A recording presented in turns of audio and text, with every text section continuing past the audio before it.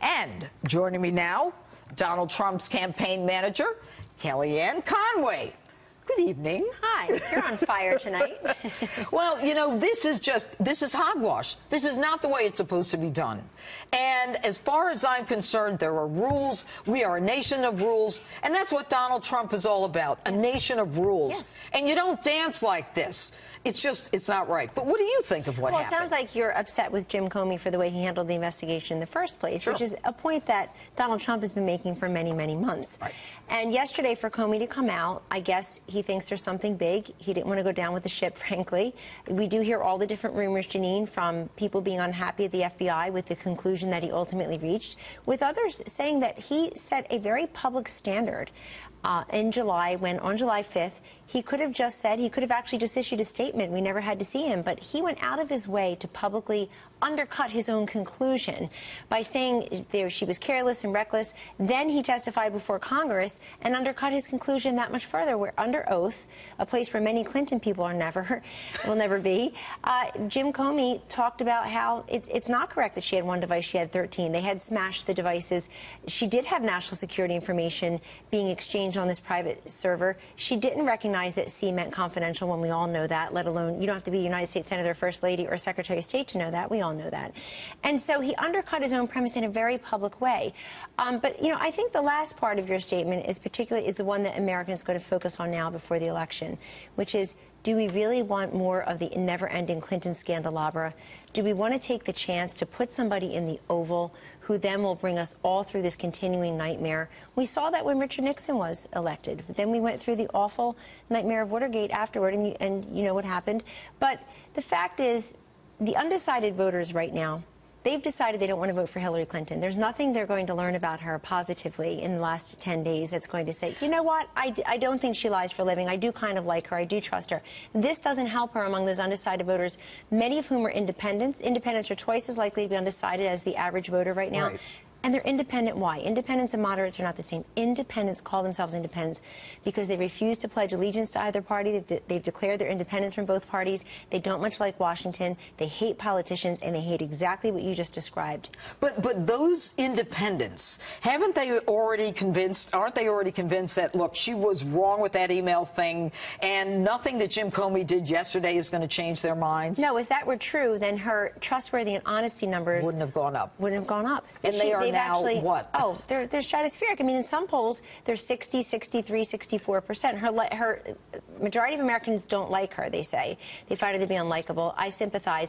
But it's an even higher number among the people who say she's not honest and not trustworthy. That's about 15 points higher than the day she announced. Usually your numbers improve. So Jim Comey deciding, quote, not to prosecute her did not help her. And I would posit to you, everything he said in and around that conclusion, undercutting his own conclusion, also did not help her honesty and trustworthy numbers. Right. And it was clear when he was under oath in Congress. I mean, he was torn to shreds. Yes. I was embarrassed for him as a prosecutor. I was embarrassed for him. But how should Donald Trump handle this? The way he's handled it yesterday and today. So since this news broke, he's had 6 rallies in 5 or 6 different states. And each time he raises it, he says there's breaking news, or you may have heard they have reopened, or I guess they have a separate investigation.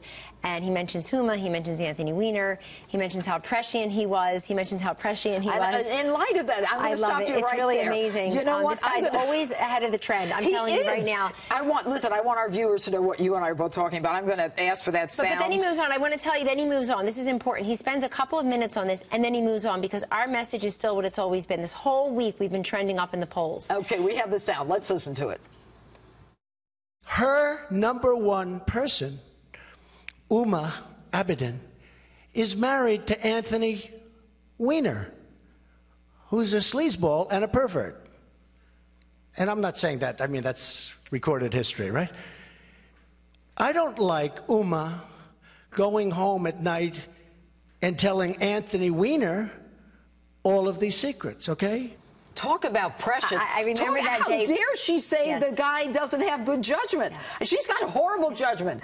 She gives her assistant, who, by the way, isn't entitled to have classified information, all right, who is living with this dirtbag, pervert, pedophile, alleged pedophile, for those of you offended, and he has access to that, and then she says, I have the judgment. Are you kidding?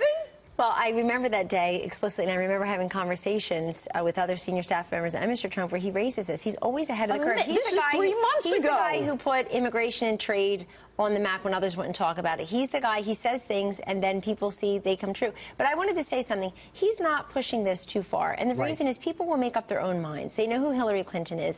They see her team on total defense today and yesterday, and what did Clinton and her team do today? They do what they always do. They shot the messenger.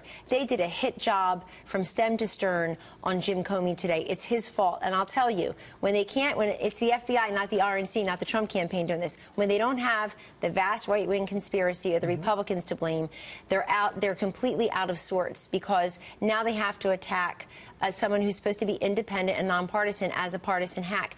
The other thing I want to say is if you listen to Trump's message, it's very clear. He's still talking about renegotiating bad trade deals, creating 25 million jobs over 10 years, and he's very much on Obamacare. He's quoting the specific premium increases that are going to affect you in your state. These are winning messages. You see the ABC News Washington Post poll? 2 points, 12? 12 minus 12, now it's 2. I predict it'll continue to trend our way. Quick question before we go. It is the end of the campaign, 10 days. Do you expect them to dump something big on you? Oh, sure. They'll You're try ready. I can see it. You're ready. They'll try to do that again. Well, we're never surprised, but you're dealing with Donald Trump, and we're accustomed to it. I think what yesterday proved is we're the ones with the thick skin and the broad shoulders. We're very used to having everything dumped on us, and there he is still standing. People have counted this guy out from day one. Don't bet against Donald Trump. He's going to win. Kellyanne Conway, thanks so much for Thank being you, with us. Janine. We know how busy you are. Thank you. And Rudy